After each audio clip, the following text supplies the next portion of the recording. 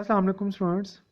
आज मेरा आप लोगों के साथ डेप्रिसिएशन के टॉपिक के ऊपर ये सेकंड लेक्चर है, जिसमें मैं आप लोगों के साथ आज डेप्रिसिएशन के प्रैक्टिस क्वेश्चन डिस्कस करूँगा। मैं आज आप लोगों को बताऊँगा कि बिज़नेस के अंदर किसी भी अगर हम लोगों ने एसेट का अकाउंट तैयार करना हो तो वो हम कैसे तैयार करेंगे। अब किसी भी एसेट का अकाउंट तैयार करने से पहले सबसे पहले दो एंट्रीज़ हमें पता होनी चाहिए। पहली एंट्री है कि बिज़नेस के अंदर जब भी हम कोई एसेट परचेज करते हैं तो हम एसेट को डेबिट करते हैं, और जब हम लोग कैश पे परचेज करेंगे तो हम कैश को क्रेडिट करेंगे। अगर हम लोग बैंक के थ्रू पेमेंट कर रहे हैं, चेक के थ्रू पेमेंट कर रहे हैं, या पैसे हमारे अकाउंट में से जा रहे हैं तो हम बैंक को क्रेडिट करेंगे। तो जब हम लोग एसेट को परचेज करेंगे तो एसेट अकाउंट डेबिट है और कैश या बैंक क्रेडिट है, अगर हम लोग कैश पे परचेज कर रहे हैं या चेक के थ्रू परचेज कर रहे हैं। अब बिज़नेस के अंदर जब हम एसेट को यूज़ करेंगे तो यूज़ करने के बाद जब हमारा फाइनेंशियल ईयर एंड होगा, जब एक साल ख़त्म होगा, तो हम एसेट की डेप्रिसिएशन चार्ज करेंगे। अब डेप्रिसिएशन की एंट्री होती है कि depreciation account debit, asset account credit. यानी बिज़नेस के अंदर फॉर एग्जांपल हम लोगों ने 1 लाख का एसेट परचेज़ किया था।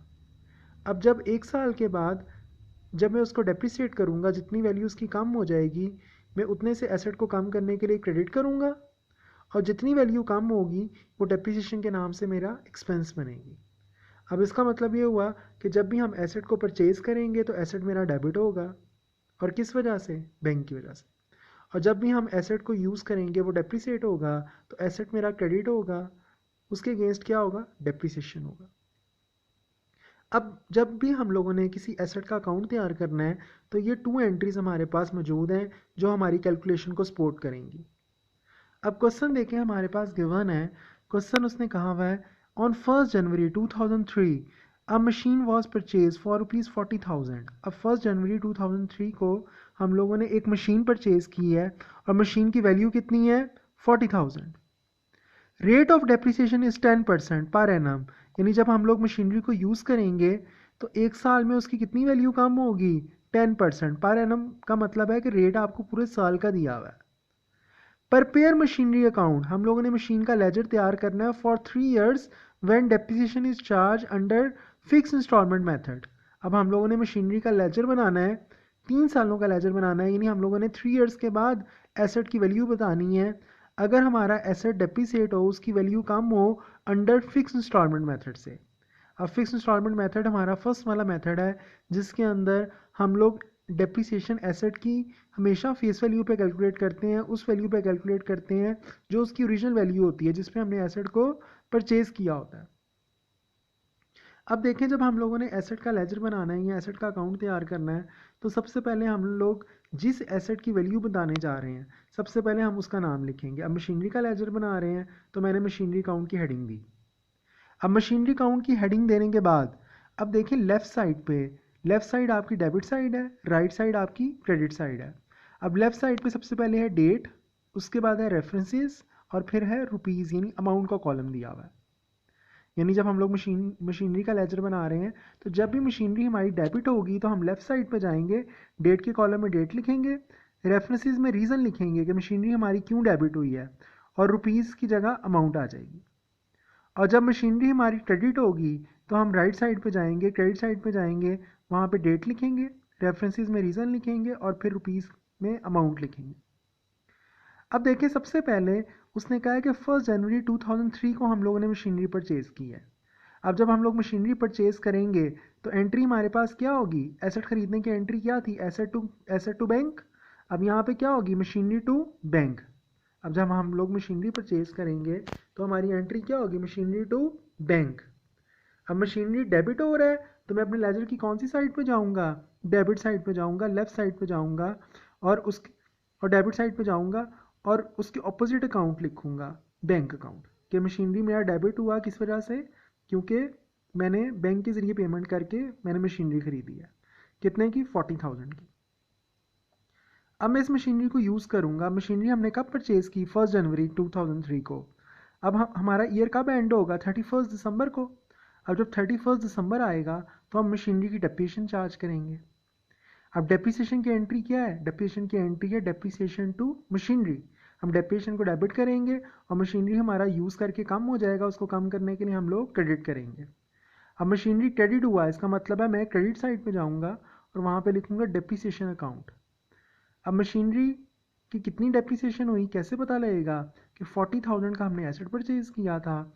अब मशीनरी यूज़ करके कितने परसेंट कम होगी, 10%। क्वेश्चन में आपको 10% डेप्रिसिएशन का रेट दिया हुआ है, तो 40,000 का हम 10% करेंगे, अमाउंट कितनी आ गई 4,000। अब बैलेंस कैसे निकालेंगे कि डेबिट साइड का टोटल करें, डेबिट साइड का टोटल करें, डेबिट साइड ज़्यादा है, जो साइड ग्रेटर होगी उसका टोटल दोनों तरफ लिखें। अब 40,000 मैंने दोनों तरफ लिख दिया। अब देखें 40,000 का आपने एसेट परचेज किया, यूज़ करके काम कितना हुआ 4,000, 40 में से 4,000 आपने माइनस किया और आगे बाद डिफरेंस कितना आ गया 36,000। अब इसका मतलब है जो आपने एसेट 40,000 का परचेज किया था, एक साल यूज़ करने के बाद वो 36,000 का रह गया और उस बैलेंस को, उस डिफरेंस को हम बैलेंस का नाम देंगे और वो बैलेंस कैरी डाउन आपका क्रेडिट साइड पे लिखा जाएगा बराबर करने के लिए। लेकिन वो बैलेंस कौन सा बैलेंस है, डेबिट बैलेंस है, क्योंकि आपकी डेबिट साइड ज़्यादा है। अब ये बैलेंस कैरी डाउन जब नेक्स्ट ईयर स्टार्ट होगा 2004, तो ये आपका बैलेंस ब्रॉड डाउन बनेगा। अब बैलेंस ब्रॉड डाउन कितना है 36,000। अब बैलेंस ब्रॉड डाउन हमने डेबिट साइड पर ट्रांसफ़र किया है क्योंकि डेबिट साइड ज़्यादा थी, ये डेबिट साइड का बैलेंस था।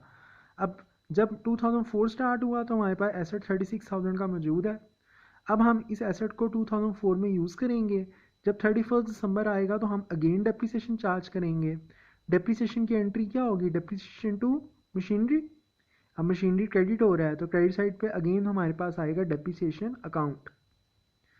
अब देखें स्ट्रेट लाइन जो मेथड है आपका, जो फिक्स इंस्टॉलमेंट मेथड है, फिक्स इंस्टॉलमेंट मेथड को हम स्ट्रेट लाइन मेथड भी कहते हैं, स्ट्रेट लाइन मेथड भी कहते हैं। अब इसमें क्या होता है, इसमें हम लोग डेप्रिसिएशन हमेशा उस अमाउंट पे निकालते हैं जिस अमाउंट पे हमने एसेट को परचेज़ किया होता है। अब एसेट हमने कितने का परचेज़ किया था 40,000 का, अब उसका 10% करें, सेकेंड ईयर की डेप्रिसिएशन अगेन हमारे पास कितनी आएगी 4,000। अब 36,000 जो हमारे पास ये अमाउंट गिवन है, इसमें से 4,000 माइनस करें तो हमारे पास बैलेंस आ जाएगा 32,000। अब ये लिखने के बाद अगेन देखें दोनों साइड्स बराबर हो गई, डेबिट साइड पे भी टोटल 36,000 है और क्रेडिट साइड पे भी टोटल 36,000 है। अब ये जो 32,000 जो हमारा बैलेंस है, नेक्स्ट ईयर की क्या बनेगा, बैलेंस ब्रॉड डाउन बनेगा, डेबिट साइड पे लिखा जाएगा 32,000। डेट हमारे पास क्या आएगी 2005 1 जनवरी। अब हम 2005 के अंदर अगेन एसेट को यूज़ करेंगे और यूज़ करने के बाद 31 दिसंबर को दोबारा से डेप्रिसिएशन कैलकुलेट करेंगे। अब डेप्रिसिएशन की एंट्री क्या होगी, depreciation to machinery, machinery credit हो रहा है, क्रेडिट साइड पर डेप्रिसिएशन अकाउंट आएगा। अब स्ट्रेट लाइन मेथड क्या कहता है, फिक्स इंस्टॉलमेंट का मेथड क्या कहता है कि हमेशा जिस अमाउंट पे आपने एसेट परचेज किया आपने उस अमाउंट पे डेप्रिसिएशन निकालनी है।